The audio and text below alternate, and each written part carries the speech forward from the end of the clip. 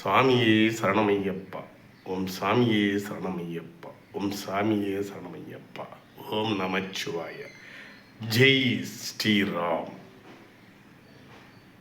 கீதையினுடைய பகவத்கீதையினுடைய உபதேசங்களில் ஒன்று, எது நடந்ததோ அது நன்றாகவே நடந்தது. எது நடக்கிறதோ அது நன்றாகவே நடக்கிறது. எது நடக்க இருக்கின்றதோ அது நன்றாகவே நடக்கும். உன்னுடையதை எதை நீ இழந்தாய்? எதற்காக நீ அழுகிறாய்? எதை நீ படைத்தாய் அதை வீணாக்குவதற்கு? எதை நீ படைத்தாய் அதை நீ வீணாக்குவதற்கு?